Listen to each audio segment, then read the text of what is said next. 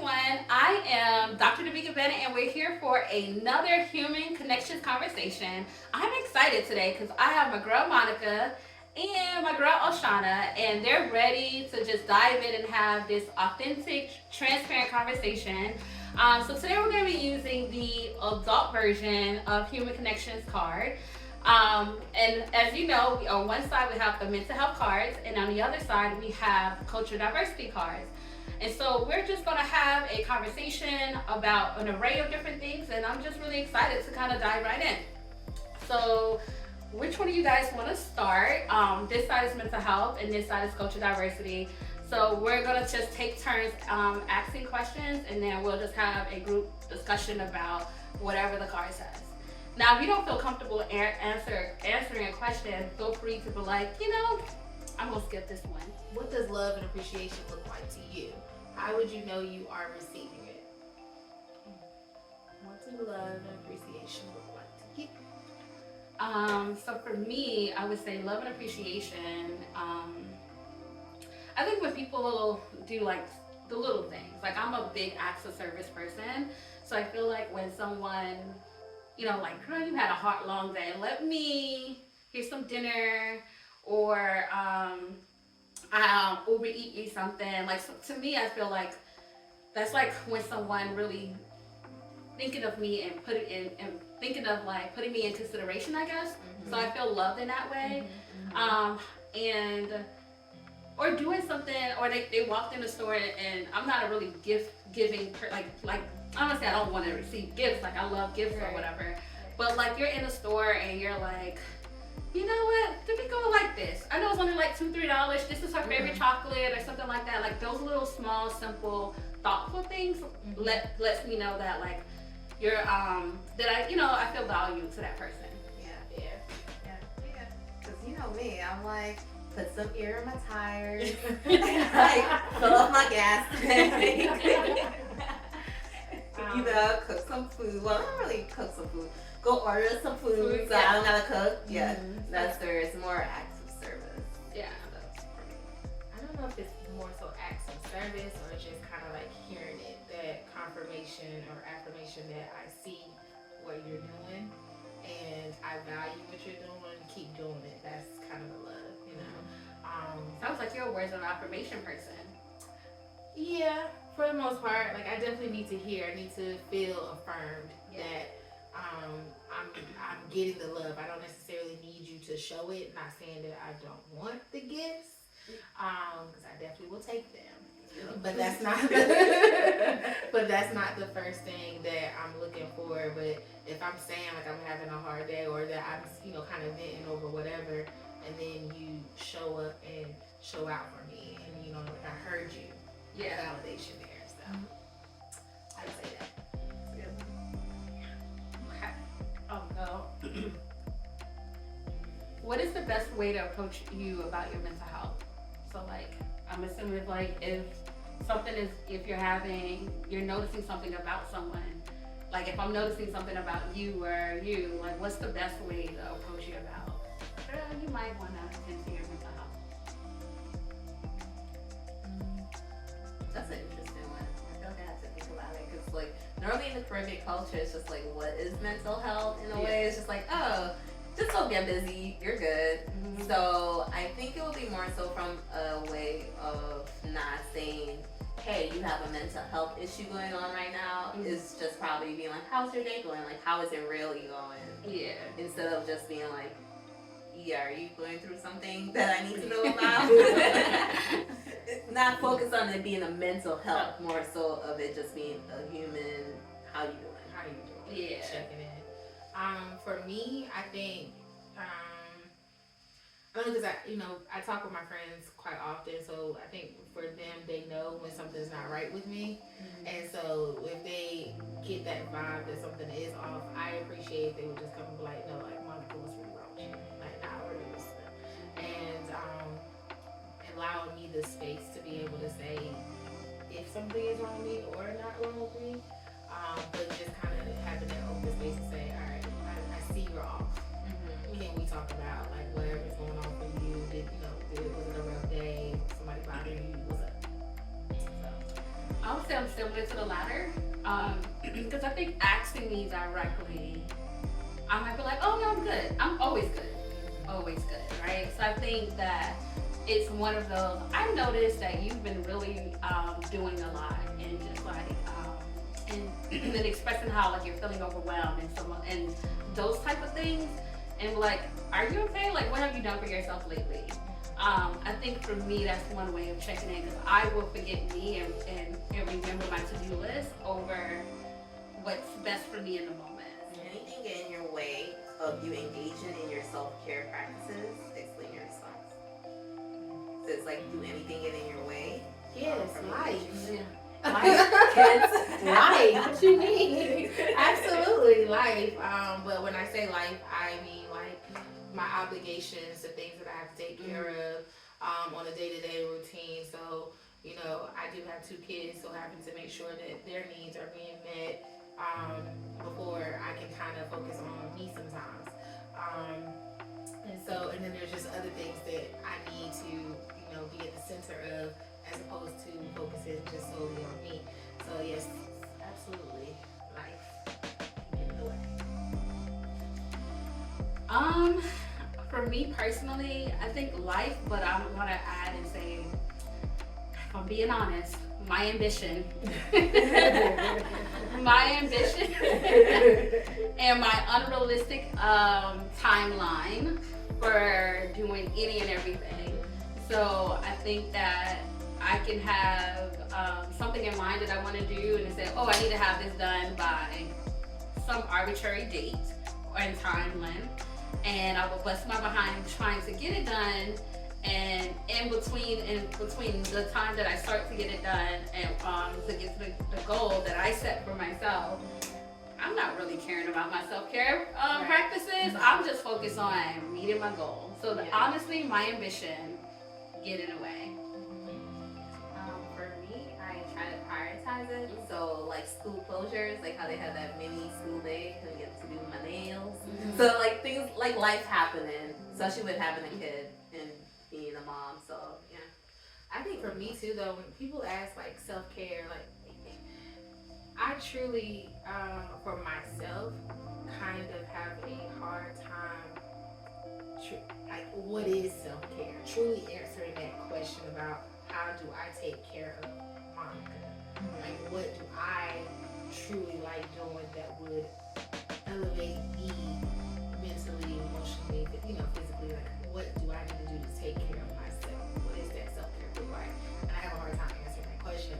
And so because I have a hard time answering that question, when it's time for me to take part in engage in self-care, that's when life comes in. And like and then all the other stuff. So it seems like those things take precedent because I do have a hard time answering that question. And I'm always curious if other people truly know like what self-care looks like for them, or is it the definition, the book definition of what people say self-care is. I think that self-care can be like little small things, like heck, just being able to take a bath, right? Or having a meal, watching your TV without talking on the phone or anything like that. So I think that sometimes when I look on social media, people tend to think that social media self-care has to be this big grand. They like, oh, I'm going to the spa, or I'm going on this trip. And I think sometimes it is simple as like laying in your bed and looking at the ceiling. Not answering your phone. Yeah. Good point. Yeah. So, okay. I'll try. I'm gonna do a cultural diversity one. What was your first experience or understanding of the race you identified with? So when did you realize you were Black?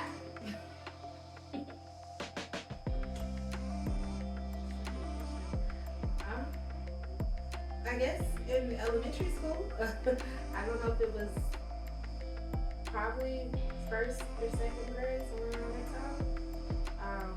I grew up in the country, and where I lived, it was very diverse in the sense that it was a mixture of Black kids and white kids, and Hispanic, Latino kids, but definitely were Black kids. So it was definitely a mixture. I think we realized very quickly, like, the difference in our skin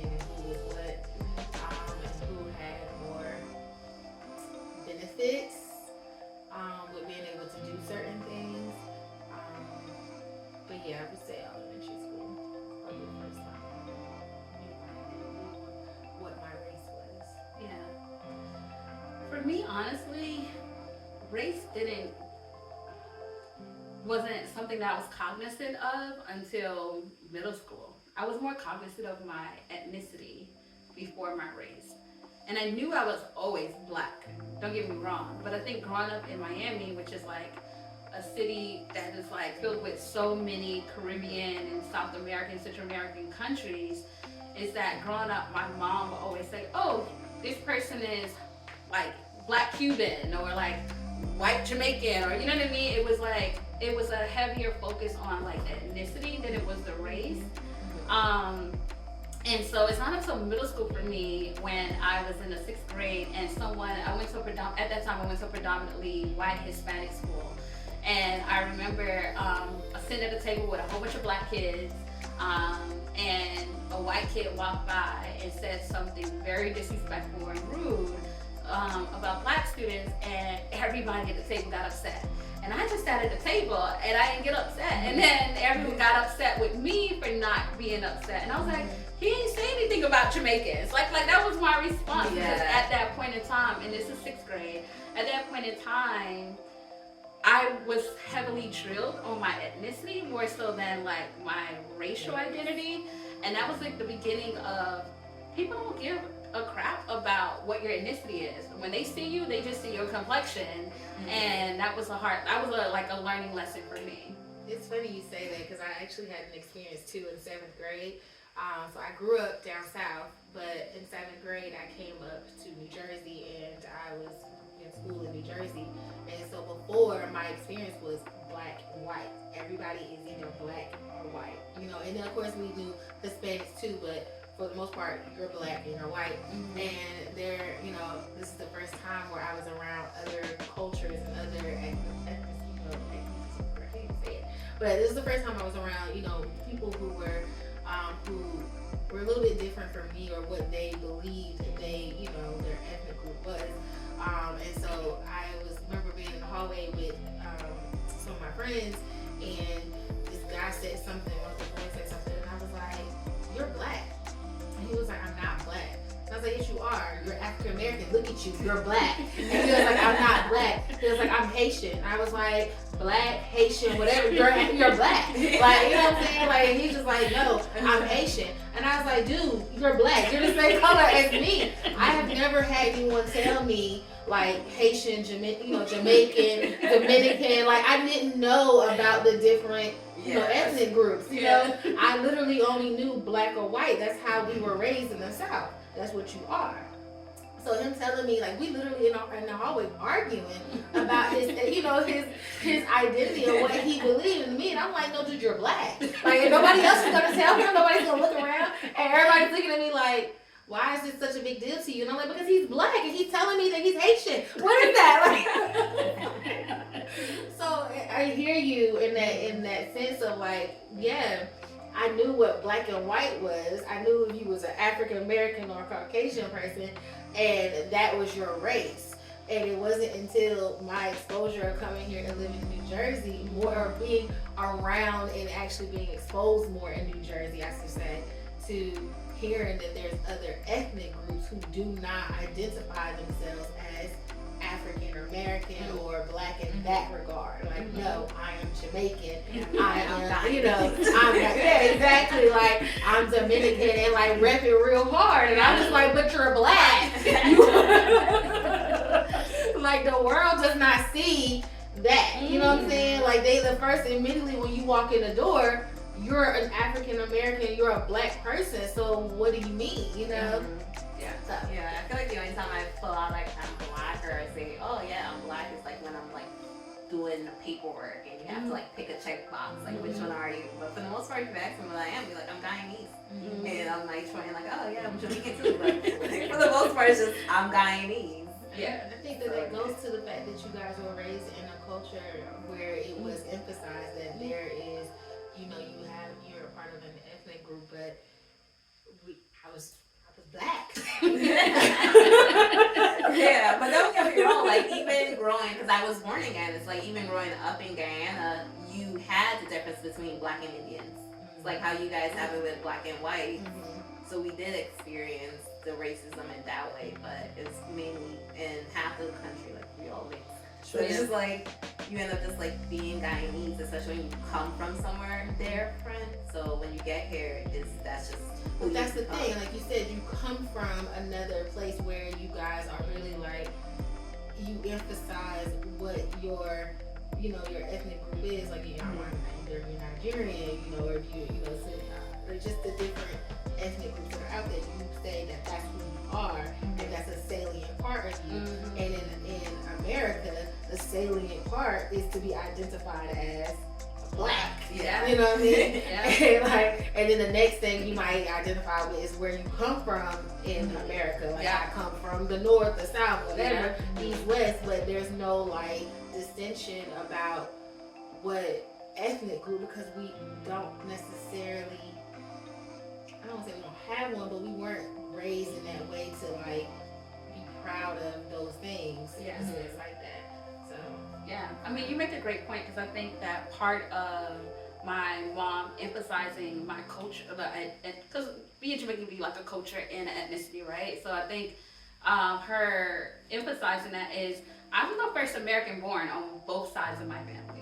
So she just came to the U.S. and it's like still wanting to hold on to her, you know, to her background. And so wanting to make sure that she already raised 3 other kids that were born in Jamaica, and now I'm the last one, making sure that like I know, you know, that I am Jamaican. I'm, you know, so yeah. okay, that's a good question. Yeah. Do you want to go or? Sure. Which one? I think I did mental health before. Let me see. Is there anything you intentionally avoid and stay away from when you're not feeling well? Bad vibes. Keep your negativity away. Yeah, people who just like, who are like energy suckers. For me, like, there are people that I know that if they're going to call me, they're calling me to just tell me about any and everything. They don't even ask me how I'm doing. So I know for me it's energy suckers. That's a good one. Yeah, I feel like it's the same. Just having bad energy around you, or just try to avoid going certain places, because if I go a certain place and I'm not in a good mood, it's just gonna rub off on me. So I'll either stay in my house or avoid people. Yep. Avoid people is a big one. And I love being by myself, so it works out.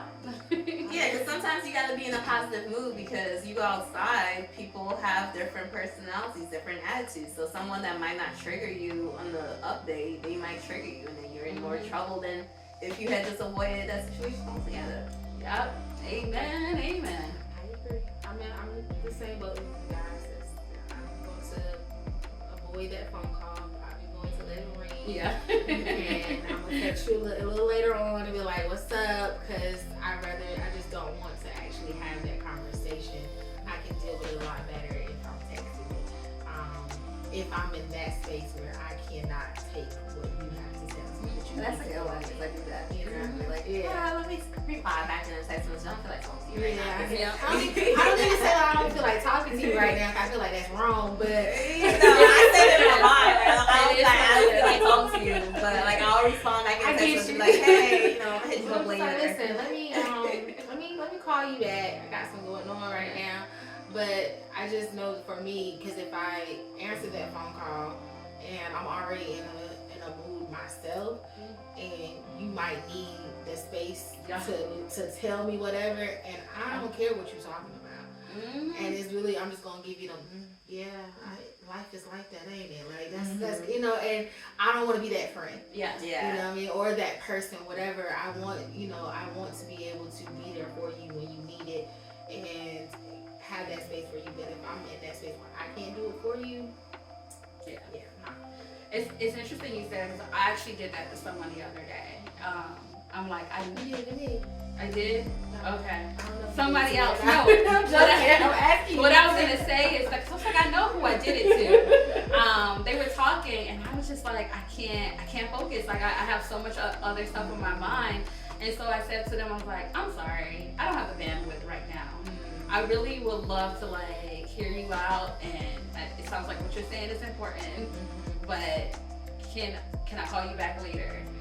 Because she was going through something, and I just felt like I didn't want to do the and I didn't want to kind of like jump back in later pretending like I heard. So I was just like, right now it's not the perfect time and space. I find sometimes I've been trying to do, my coworker taught me this not too long ago, but when people call or when, just to kind of check in and be like, listen, I got some heavy stuff I need to talk about. Are you available to really talk about it? Can I vent? Yeah. Can I tell you what we I do need that to talk sometimes about? with each other. Like, can I start off with the heavy stuff? Because if I can start off with the heavy stuff, if I need to start off with the light, playful stuff, we can do that first before I get into it. But do you have the space to hold it for me right now? Because I need to get this off my chest. And she does that. She'll stop in and be like, listen, is this a good time? You ready for this? And I'm like, no. Or yes, but whatever. Yeah. But the fact that she gives me the opportunity to be able to say, yes, I can, or no, I can't do it right now, I'm grateful for that. So. Yeah. One of my god sisters and I do that. I'm like, all right, do you have the space right now? And I don't do it all the time, but I try to be mindful of whenever I do have something heavy to ask the person, do they have the moment with the bandwidth? What about your partner for your kids? Do they have the space to hold? Can they I take no? sometimes you might not be in a mood, but like if you had a kid, they're like, oh, so mommy. I will tell my daughter like listen, not right now. I need you to go in the living room, let mommy be, just walk away. And it's hard because she's at that stage where when she wants to say what she needs to say, she don't care what else, what's going on with mommy, that mommy don't feel like talking. Mommy just need to play Candy Crush in her bed, and she doesn't get that. So it really is a struggle for me too to also have that discernment that it's okay. Like, yes, I don't have this, I can't feel like I can hold whatever she needs to talk about, but I still gotta be mommy and show up for her. But it's difficult. What about you? But in all seriousness, I feel like he's getting to the age where he knows, like, okay, she's in a good mood, like, let me go bug her. Or I'm just like, I am not in the mood, boy. Yeah, my daughter does not read the room at all. My dog doesn't read the room. Sometimes he does, and then he'll bring his toy to me. He thinks he's giving you a treat. Like, listen, this one makes me happy. Or he'll come and just lay his head and rub it. And ask me to rub him, as if that's going to be the thing. But I don't have kids. But it's interesting to hear you guys, kids kind of like noticing when you both are either in a good mood or when mommy needs space today. Yeah, they pick up early. Most. They might not care. Most of the time. Most of the time. Share a time when someone discriminated against you. How did you feel? Ooh, I have a good one, but I don't know if I can Go do for it it. on here. Okay. Because it's a work-related one. I had actually a phone call where I was told that, oh, you have a New York accent, because you know how y'all New Yorkers be, quote unquote, you have an attitude when you speak, and I'm like, no, I don't. what is going on here? So it's just at the time when it was occurring, having a phone call, I'm just like, what is this person talking about? But then after I got off and I repeated myself to someone oh, can you believe something says that I have a New York accent? Or stuff, and they're like, oh, you know that was really racist? And I'm like, oh, really? Yeah. I didn't pick up on it. It's like a micro insult. Yeah.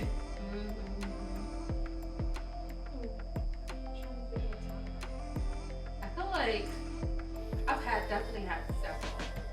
I have I'm like, do I want to share a big one or a little one? I'll do a little one, not little one, but less, more intense one. So when I was still in school in our doctoral program, you know, we have to apply for internships. And I got an interview at a place that is difficult to get an interview for. And I was interning at with someone who was also in their doctorate program, and they didn't get one, and they're white. And when they found out that I got an interview for it, they were like, "Oh, because it's for affirmative action." And I was like, "What did you just say?" So it wasn't based on like my you know, my experience, how I you know, basically sold myself, like in the letters that we write, right? Like them knowing my what my experiences are and what I want to do in this field and all of the things that my application that I provided in my application. But none of that stuff. It was because I was black. Okay.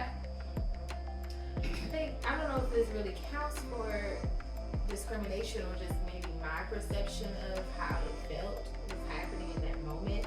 But what your example kind of brought me back to when we was in our doctoral program and we were going out for externships and internships, and it happened to be the year that I was pregnant with Ariana, and I actually went out much later than you guys because of, you know, circumstances in that moment. And so when I went on this interview, I was very much like probably 8. I was pregnant, heavily pregnant, but I, you know, wore clothes to kind of mask it, to, you know, do whatever. And went in this interview, and I know I banged that interview out. I know I was perfect. But in the back of my mind, I was like, I need to tell these people that I'm pregnant and that I'm gonna have my daughter over the summer, but I'll be back into the swing of things September when internships start. But I want to share that with them, and so something was just driving me to do so. So I did. I told them like, hey, you know, I am pregnant, but I'll be, you know, the plan right now is to start back, you know, in the fall. And immediately the vibe or just her face, the interviewer just like, oh no. And I don't like, it was like I said, I don't know if that's more so like discrimination or she just felt that I no longer fit the, you know, aesthetic or what she wanted in this kind of in this position. But immediately I was like, I'm not getting this no more. Like it don't matter no more. That I know the interview went great. I answered all of her questions. I was hitting it on the head. But when I said I was pregnant, no. When you pregnant and you want to come to this program, no, you can't do that. And so my next follow-up interview that I had with another organization, I didn't tell them. I made sure that I wore again clothes that kind of, you know, hid what was going on, and did not tell them anything until they offered the position to me. And then once I signed my name on the contract and everything was in there, locked and loaded, that's when I shared that, hey guys, you know, I am pregnant. It was like, we did it from the interview. And I was like, oh, okay. You know, but that initial experience, you know, of her, like, to me, like I said, I felt discriminated. Like, you know, a pregnant woman, she's pregnant, she's not going to be capable to come in and start the internship, you know, in the fall. She's going to, you know, have issues, whatever. And I didn't get the opportunity. In the long haul, where I ended up with was the best placement for me to be at that point in my life. But it did put a mar on my experiences of, like, I don't want to share my pregnancy with, you know, employers. But I feel like you shouldn't have to. You know, have to. Yeah. That was crazy. I did have, because I was in consultant and it's all men and like a few women, and normally the women, they don't have kids. So I didn't, like, you know, at the time you're, you know, new working, I'm naive to say the least. At the time, because she was like, oh, so who's the dad? I'm like, my husband. What do you mean? Wow. Yeah. And I've had conversations like that too. It was like, so, I mean, the dad in the picture, and it was like, why would you think he's not? Like, yeah, like that's their first, like, they jump to it, like, oh, so you're gonna be raising your kid by yourself? Do you know who the dad is? Actually, I know it's okay. Like, no, why did you make that assumption? Like, wow. And it's sad because that is how media portray a lot of black women, is that you're a single black woman taking care of your kids with no man nearby. And it's unfortunate. It's definitely a lot of, like I said, interviews or jobs when I come in and I'm like, yeah, I have 2 kids or I have a kid, and it was like, well, how are you going to do this position? I'm going to do it just like I've been doing all this time. What do you mean? Because I mean, even when I was in our doctoral program, they was like, "So you're gonna take a year off? Why? Like, why would I take a year off? No, I'm still gonna keep, gonna keep going through. This is the goal. The end post is near. Yeah. I refuse to stop right now. But you're pregnant. Yes, I am. You're absolutely right. I am. But she's gonna walk across that stage, which she did with me in the end. So I don't see why. And she did. She did. With her own Her gown. own gown. She was ready to go. She graduated with me. We earned this degree together, girl. We was here. So but it is discrimination, or that feeling of you can't do certain things because not only because you're a mom now, you're pregnant, so that puts you in a place.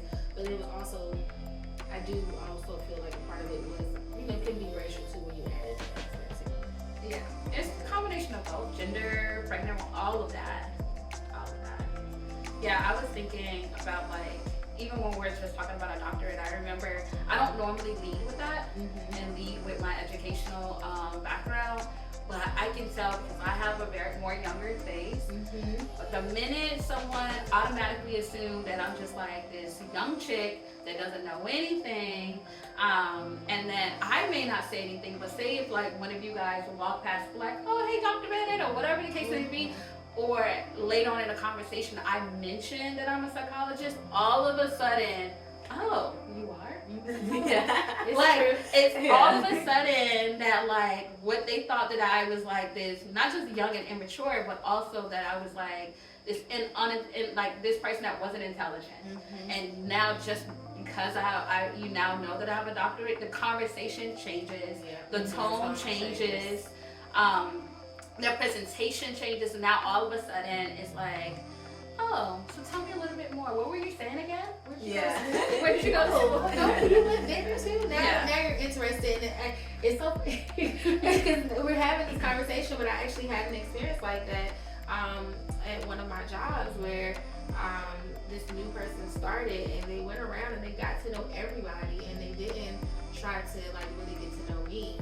And eventually they found out oh, she's a doctor. So and it kind of changed up, their attitude. And then to take a step further, they found out what school I went to. And they was like, well, why did I never know this before? And I was just like, because you never asked. You assumed that you knew, or that, I just wasn't someone that you needed to engage with because of whatever.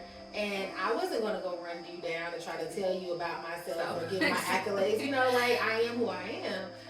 But that, I've definitely had those experiences where I don't lead with, I'm a doctor, I'm a psychologist, I went to blah, blah, blah. But the question is they see you oh, you look young. How did you make it, to where you are at this age? And it's I went to school. What you mean? I went to school. That's how you do it, Exactly. Yeah. Exactly. Yeah. All right. What do you wish you knew about mental health?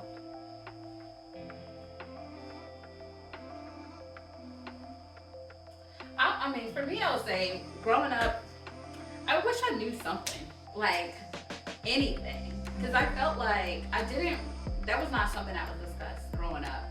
I think the closest to mental health that was discussed that was not, and it was indirect, is calling somebody man or man, and I don't think that, I feel for the people in my family or within my community that was being ostracized and ridiculed for the mental health state that they were in, I think that not just my family, but my community, my culture, my cultural background, the people who are in it could have been a little bit more gentle.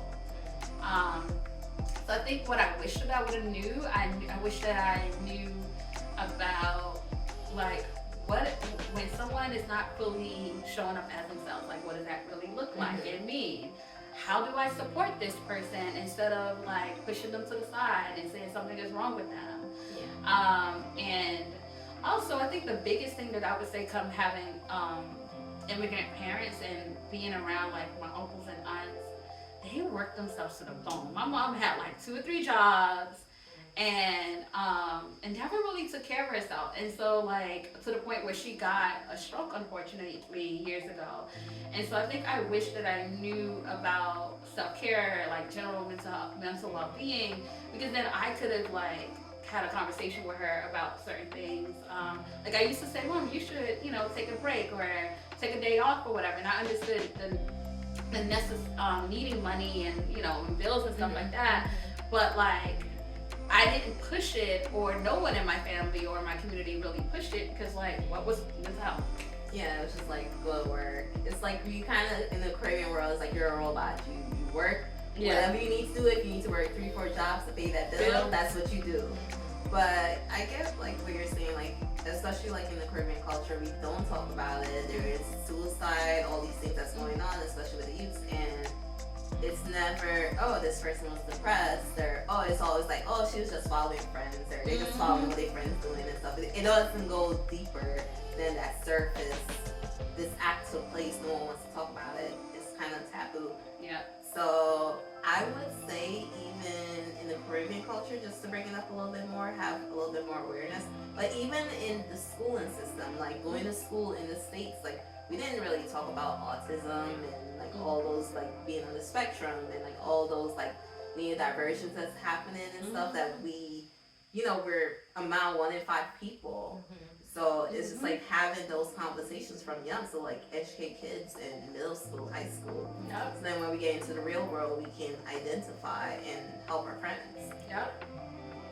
I feel like it's happening more now as opposed to kind of our generation when it was coming up, not knowing what anxiety was or not knowing what depression was, and more importantly, how it looks for Black or African American. Oh, that's a big one. Because we know the textbook version of what anxiety looks like or depression may look like, or other mental health disorders may look like by the definition of the book. But how does it look like for an African American woman to experience anxiety? It may not look like the sweating or but it may be that attitude that you think I had, you know what I'm saying? Or it may be me being overly emotional, or just certain things, or just like when I say I'm stressed out, they're like, oh, just the saying of just like do something else. Yeah. It's like, like, okay, you stressed, like, okay, we'll go take a nap. Like, okay, it's like, but no, like, okay, now I'm stressed, but what do I do with this now? And like, people, we didn't know how to necessarily pick up on the signs.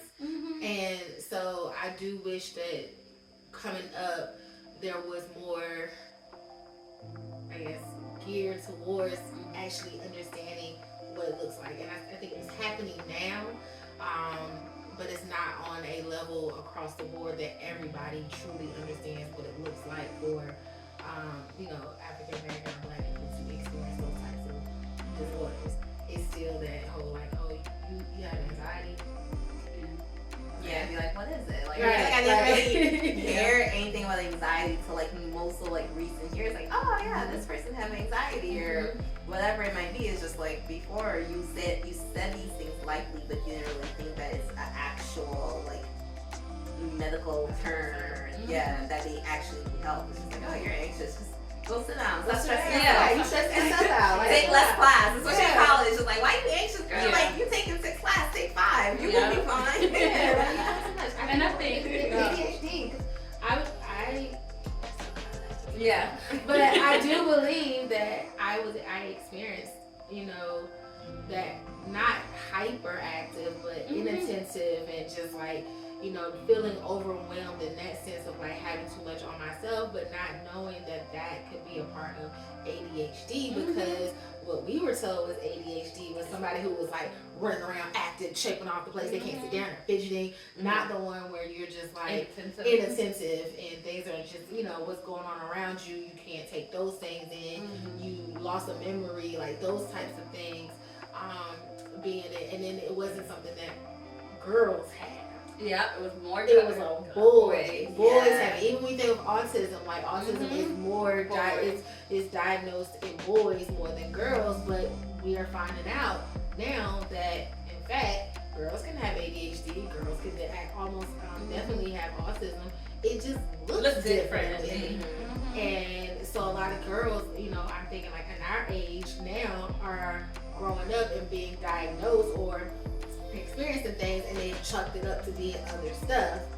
And it's like, no, actually, you might be. Yeah. I ain't gonna lie. I had a conversation with someone the other day, and I was like, you know what? Maybe I might have an inattentive type, but you know, who's diagnosing anybody here? But I think the other part that I want to bring in the conversation is that, like, I know that I deal with struggle with anxiety here and there too, and I think when people, at least because how media demonstrate it, is that if you have any mental health related, mental illness or any type of diagnosis, is that it's more of the extreme version of it, right? And so, like, if you gotta either be, you have to be like, I don't know, like sweating like you were saying, or like overthinking all the time. Like, you gotta have the extreme severe version of it.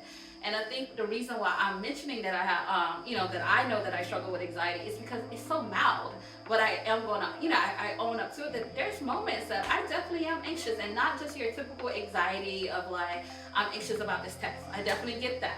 But I do know that some of the actions that I take in my life leans itself towards having anxiety. Like, the fact that I can be very gung-ho about, for example, say meeting whatever goal, right? The way I go about it is anxiety is from an anxious place versus I'm just ambitious all the time. And so I think that especially in our community, where you see a lot of Black women getting all these degrees and doing all these, having all these accolades in their field and doing really well, is that some part of it is, yes, you're being a boss bee, right? And you're doing the dang thing, but part of it I think also has some elements of anxiety. Right? And it's not your typical anxiety of like, you're just like, having a hard time functioning. You are functioning. You're just functioning with your anxiety. Yeah. I always think too that part of that is kind of like embedded in the whole like self-worth, right? And so the anxiety around, am I ever going to measure up to whatever it is that we have put in ourselves to feel that way? And so you get that anxiety or that anxious feeling, that worry that like, I'm not reaching it, I'm not doing it, so let me do 10 times more, even though you've checked off that box and you read that goal, but now you gotta add on and make the mountain higher. And so then that continues on with that anxiety, and then that leads in, for me, it would bring a little bit of depression, because now it's taking me a little bit longer to reach that goal that I put in front of myself. You know what I'm saying? Yeah. So I can totally relate to that, like that feeling of what you were just saying. So I think it was something you just said. The self-worth part. I feel like I was having this conversation with someone, and I was saying that how I feel like I know I've done a lot. Like, in comparison to some people, and not to compare, some people will tell me, oh, you have a lot going on, right? And so I know that I've done a lot, but if you were to ask me on a scale from 1 to 10, I feel like I'm a 4 or 4.5. And I feel like I have not done enough. I still feel like I have a lot more to accomplish. And I know a lot where that stems from. However, that goes into what you were talking about. It's just this idea, like, you still need to do more. Like, you are not there enough, and not being able to kind of be okay with where you are. All right. Describe your level of comfort and openness to learn about a group of people that identifies differently from you. Give an example. I think that I would say that I am comfortable and open. And an example of that is that I have several friends who identify as, lesbians, and who don't necessarily, they're not heterosexual. They don't want no man like me. I don't want the man, right? And that's fine. You know what I'm saying? Like, I have no problem with that. If that's who your partner is, a female, and that's who you are comfortable with, you're in love with that person, then be with that person. I don't care that they don't have, they have the same parts as you. That's like, I'm not in the bedroom with you guys. I'm not living there with you. As long as a friend, they're my concern as a friend is that they are treating you right and you are happy with them. And so, if you're having this conversation with me about what y'all did, and I'm kind of like, okay, that's different, but I'm listening. You know what I'm saying? Like, I'm here for you. So I think I'm definitely comfortable and open to that experience. As a matter of fact, when I was doing one of my externships, I I ran a group for LGBTQ, and it was interesting to be in that space and learning more about their experiences and how their experiences are just like similar to ours. Yeah. But in a lot of ways, the tension for them is a lot higher because they identify as differently from the what people would consider normal, experiences or what you like as far as dating and things of that nature. So Yeah. Yeah, I would say I'm also open and comfortable learning about different groups. I would say the group that like I've like been intentional of trying to learn a little bit more about is those who who are Asian and like the spectrum. Because I noticed that like I know some, right, but there is a spectrum of people that identify as Asian, whether they're Indian or Filipino or whatever the case may be.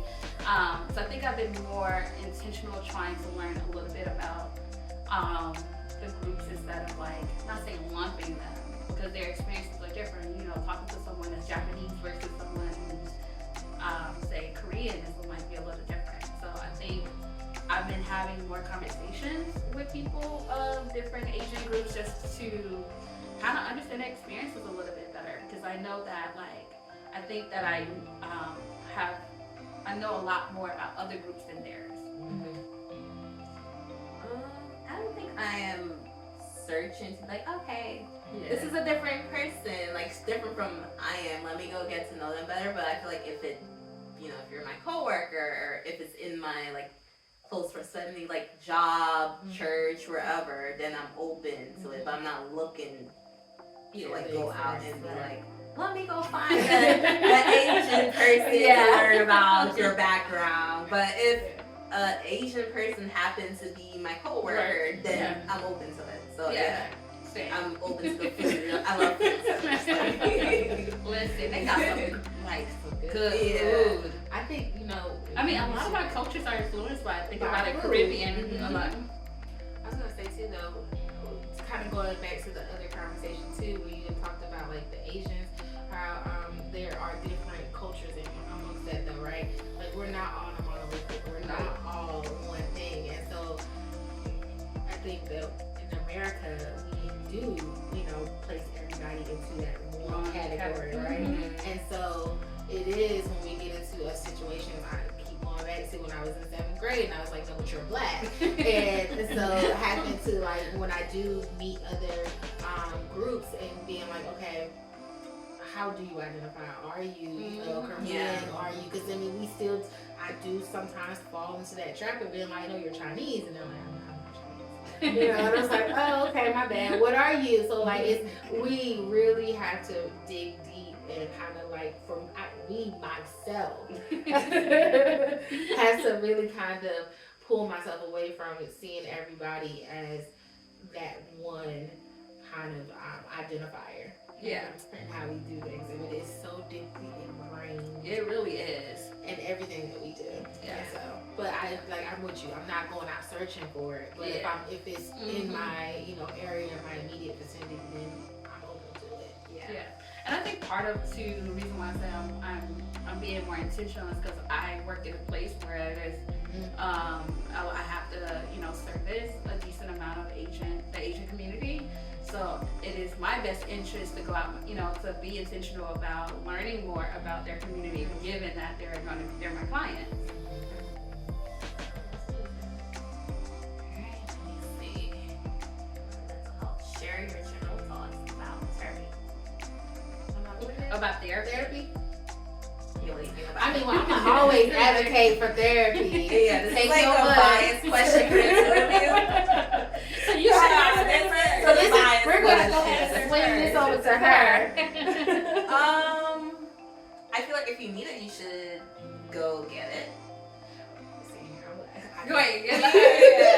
No, like I feel like if you feel that you need to speak to someone, like for me personally, I would say when I think of therapy, I feel like if I'm having a moment where I feel like, okay, I have a lot going on and I don't really want to talk, like keep like, picking up the phone, like, hey girl, such and such is going on with me, and I just need to like have someone else to talk to, then I am like, yeah, go to therapy so you can like sort your mind through. That's how I view it as, just based on like my experience with therapy. It's just having like a auntie that you don't want to know, like you don't want your real auntie to know your business. You go like you go talk to somebody else, and then like you kind of get to say it out loud, and then you kind of decide what it is that you want to do. So that's how I view it. So like if you need it, there's nothing bad with going. There's no shame in just going to talk to somebody and figuring out why it is you feel that way or whatever. See, I see therapy like a mental health spa day, right? So I feel like if I go get my hair done, get my nails done, and I'm like taking care of the aesthetics, the outside part of me, I am like putting a lot of things inside. So I need a place to kind of declutter my mind, to kind of like just to unload. And I don't necessarily have to be going through anything to actually go to therapy. That's how I see it. Like I feel like oftentimes people feel like therapy is like when crap hit the fan, right? Or when you're really, really in need and there's like, this is kind of like a last resort to kind of work through whatever it is. But I feel like, to me, like right now, I've been in therapy for years, and I don't go necessarily because I have something going on. I mean, things do pop up here and there, and I don't go on a weekly basis. I go bi-weekly, but I see my therapy as a maintenance therapy. So it's more like, it's kind of like how, I'm thinking about like when girls get like their lashes done. When you get your lashes done, every time you go, you're not necessarily getting them all filled in, right? You just kind of like, you might get a refill within 3 weeks. Right? And so, but you don't have to start all over. So for me, maintenance therapy is this idea like, okay, I did a lot of the heavy lifting in the beginning, right? I said a lot, I may have talked about some trauma, but now I'm going, it's more like, I'm filling in, like when things come up, it's a refill, right? Yeah, right? You don't have to really start from scratch. And so to me, I think that if people can see it as like, okay, this is like a place that I go here and there to talk about things generally, and maybe I might have something important, like significant. I mean, everything is important, but maybe I might have something significant today. Maybe I don't. I think I agree with you on that one. I'm in that boat of like, it is always needed. It's not just like you said, I think that is the perception of when things have hit the fan, now I need to go talk about it. Now I need to go deal with those things. But we unconsciously have a lot of things that have happened to us as children, as teenagers, and now as adults that we haven't necessarily worked through, right? And we sometimes are not cognizant of the fact that it is bothering us in our current day-to-day life, right? And so I feel like that's why I'm saying, like, I think it's always needed. Like, you may go consistently at some point in your life where you're going every week, and then there's some times where you might, take, like right now I'm taking a break. I haven't been in like a year or so. But I know that when there's the option to go back, you know what I'm saying? And it is something that I need to do, or, and I'm not just waiting until I can no longer take the heavy load that's put on me. Exactly. You know what I'm saying? So I think that that's the perception of like, I have to, it's only when you really, really need to let out what's going on. I'm like, no, because sometimes I do just need to check in with, her and with my therapist and be like, all right, I need an unbiased perspective here. Because my friends, they got this. You know what I'm saying? They gonna tell me what I want to hear. I need you to help me process this, with a objective kind of look at it as opposed to subjective in essence. So, No, I agree. I agree. But I think part of it too is that, like you said, you can take a break. And then there's times like now I'm going bi-weekly, but there's times when I tell my therapist, all right, I'll see you in a month or two, right? And so I'll stretch it out, and it's not until when I'm like, all right, I need to see her a little bit more.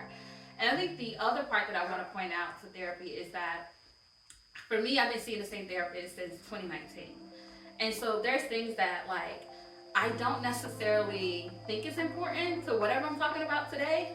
Like, but then she's like, oh, I remember we talked about such and such back in whatever.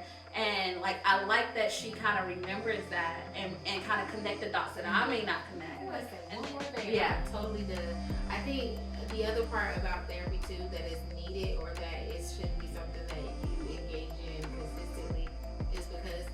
sometimes what we talked about earlier, like going and talking to our friends, sometimes it is too much for them to handle, Yeah. right? Yep. Like it really is a lot, and especially if you know you have a group of friends, like a small set of group of friends who are always coming to you, and you also got your own stuff that you were trying to handle, and it's like, listen, you piling on me, I'm piling on me, and everything. The next person is piling on me.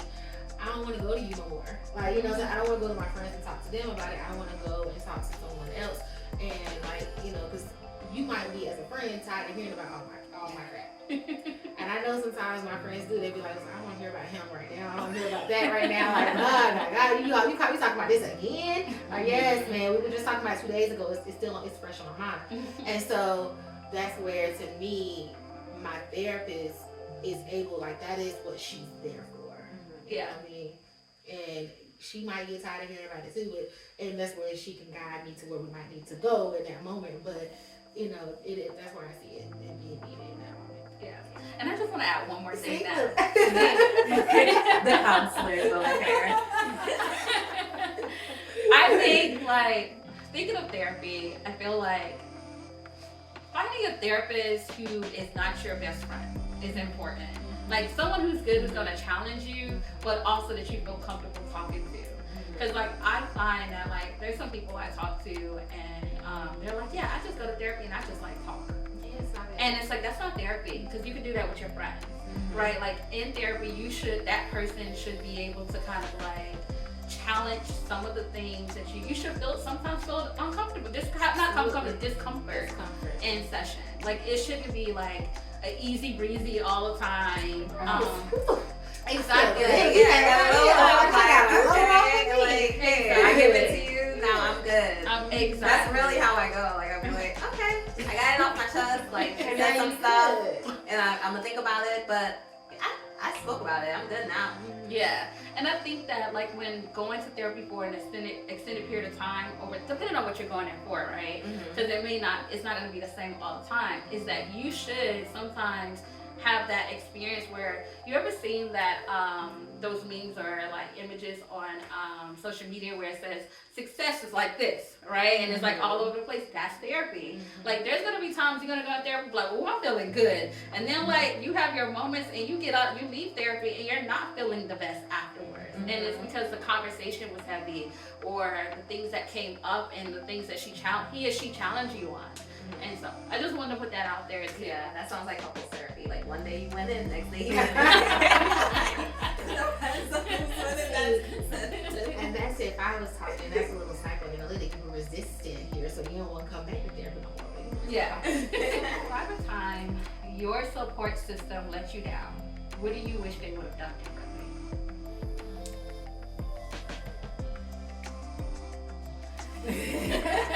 You sure you said you wanted to get on a positive note? Alright. Positive note on this one. Okay. Yes. So a time that our support system let us down, and what you wish they would have done differently. That's ending on the heavy note. Okay. You know what? I'll talk about that. Because I actually had a conversation with my mom about this. Because my mom is absolutely my support system. And helping me do a lot of things. But we differ in how we handle certain things and what we need from each other when things are going on for us. And so, like, there's times when I just need to talk. I just need to get it out. I need to say what happened in my day, how it made me feel, whatever. I just need to talk. And then there's times where I'm looking for your perspective and like what you think I should do, right? And me and my mom struggle with making that connection of understanding when I need her to just listen and nod her head, and when I need her to actually say, okay, Monica, yes, I agree. Maybe have you thought about trying it this way? And she won't say have you thought about it. She'll be like, you should do this. She'll just tell me what to do. And so, like, that it is a letdown in when I get upset, because when I'm looking at her and I'm like, okay, this is when I need you to tell me what I should do. Like, you tell me what I'm doing, and she's just like, you've already made up your mind. There's nothing else to talk about. And I'm like, but no, this is that moment where, hello, talk. I came to you like, an hour ago, and I just wanted to talk, and you was ready to tell me what to do, and I didn't need that in that moment. Now I'm coming to you, and I'm telling you what I, what I'm saying, like, this is what I need. And so that's where I say it's a letdown in the sense that we have yet to be able to kind of get on that same common ground to be able to give each other what they need in that moment. Yeah. She came, that's when she don't read the room in that moment, like, okay, tell me what to do. Yeah. Now, no, this is when you be quiet. Like, don't tell me what to do, just let me talk. So that's one of my experiences. Listening to you make me think about a similar scenario where I felt like I already have a hard time opening up. Like, I don't mind sharing of myself, but like expanding the circle of people that I open up to, that I'm vulnerable with. And so I was like, all right, I'm gonna test this out with with some people, because I know that like I have my set of people that I always go to when I really want to be open and vulnerable and transparent about stuff. And so I felt like after sharing of myself, the response that I got was more like joking and less serious, and it was just the opposite of what I was looking for. And I felt let down because I'm like, I rarely ever open up. I rarely ever share what I'm going through. And this was not an opportunity to make fun and light of it. It was not an opportunity to kind of dismiss my feelings and invalidate them. And so to me, I've had a conversation with them about it, but it was like, in that moment I felt let down. And it has definitely made it challenging for me to kind of open up in that way that I was hoping to have that relationship with them in that way. I feel like that's a difficult one, because I feel like for me, because I'm always like, I don't care. Like, I don't know, like, I'm fine. So I feel like sometimes if I am in a difficult situation, most of my circle will be like, oh, she's fine, she'll get through it. So it's like not having that, like, okay, maybe she has a lot going on in this moment, let me see if she actually needs help, opposed to just assuming that, like, I'm good. Yeah. Because that's kind of what I give off all the time, but which is, for the most part, I'm just like, I'm good, and I don't really need the help. But it would be nice to be like, okay, I have a little bit more help here, but I feel like, for the most part, my support system is there. I just have to be more open so they know that, in these moments I need more help. I think more now, than I say in prior years, that my support system has been there for me. And I only say that because now I'm very picky who my support system is. I think my younger self, like, if we are friends or connected, you're a part of my support system. But now the circle is this. This is my support system, and these people I'm cool with, these are my associates, or we're really good friends. But then when it comes to like things that are like troubling for me or challenging for me, it's this circle, right? And so I think for the most part, I think my support system is there for me more, because now it's not a wide net as it was in the past. That's a good point. I think I've definitely cut down on like who I consider who I can go and like lean on and get support from. I also think that I've tailored my expectations. That too. Because I've grown to realize that people aren't going to show up for me like I would show up for them. And so some of my expectations about what people can do for me has, or not even do for me, but how they can support me in what I'm doing is a lot different now. Yeah. And so I don't know if that's more of a defense, more so to put myself in a position to like, I'm not going to expect that much, because I know that this is not what they support me, but they can't take it to the level where I actually might need it in that moment. So. Yeah, but I think it's smart. I think part of it is assessing, knowing your friends, right, or knowing your family, whoever it is, that you may want them to be at this level, but their capacity or ability to do so is not that. I think that's something that I have to learn, and I always like tell, like I usually use like that bread analogy, where I would say, okay, some people are loaves of bread. Some people are half a loaf. Some people are slices of bread, and some people are breadcrumbs. And so some people who are breadcrumbs, those are the people you just have fun with. They're not people that you can like really break bread with and have those type of conversations with, because they don't have that ability or that capacity to do so. There's some people who are slices, right? Where you can just like tell them a little bit of something and you kind of keep it more surface based. And then there's some people who you can give a little bit more to, and then there's some that you give a lot to and they can handle it. And I think that that's the moving target. Because some people can, like, you can have people who can handle a lot more, but they might be in a season that they can't because they have whatever else going on in their life. So I think it's a moving target. Yeah. Anyways, what do you guys thought about this conversation? How was it for you both? I liked it. I think the cards have a good balance of being able to kind of bring out those conversations that we most would have on like a regular day-to-day basis. And it's always, to me, it's helpful to be able to like kind of have those conversations where we're talking about our experiences, and like we talked about things that happened in our childhood and things that's like important to us right now. So it's kind of like that full circle. It gets at everything. Yeah. Yeah, I feel like it allowed us to just have more in-depth conversations opposed to surface conversations that we kind of grow used to having, especially as adults now. You're just like, oh, someone asks you, how's your day? I'm good. Like, and that's it. But this is like some like different. We won't normally have this conversation. Well, at least I won't. Y'all too might. No, I wouldn't. Honestly speaking, not all the time. Yeah, like honestly speaking, like some of the topics that we talked about today, I wouldn't normally just have these conversations with friends. Like, I might, one or two of these topics may come up because like I saw something on TV or I read something, and then we just happen to have a conversation about, you know what, I might, like how during the pandemic, a lot of Asian people were being discriminated against, right? So in that moment, that conversation may come up of like, you know what, I want to learn a little bit more about the experiences they have in the U.S. But other than that, like, when am I actually having some of the type of conversations that we actually discuss today? So I'm in agreement.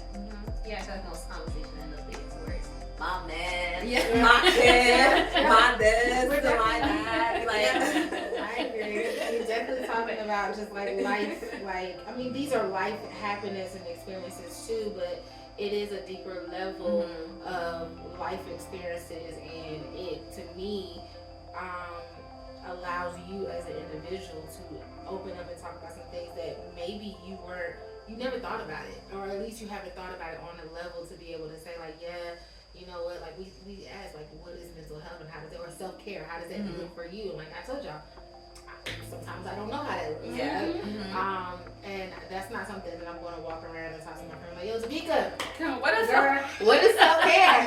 She's gonna look at me and be like, you don't know what self-care is? Yeah. Like, you know what I'm saying? Like, so, you know, but I felt comfortable being able to say like, yeah, I know what it is, but how it looks for me, I'm not so certain about those things. But it's not a conversation that I would have just called Tamika up and be like, or Shauna, girl, I don't know. Yeah, be like, what is Like, therapy? what is therapy? What is mental health like for you? Like, oh, my shit hits the fan, you know? Right. Exactly. So I appreciate that, because it gave us that opportunity, or at least for me, to be able to talk about those things that I am not going to necessarily call up my friends and talk about it and have that conversation. Yeah. Well, I just want to thank both of you guys for having this human connections conversation with me. Join me anytime. All right.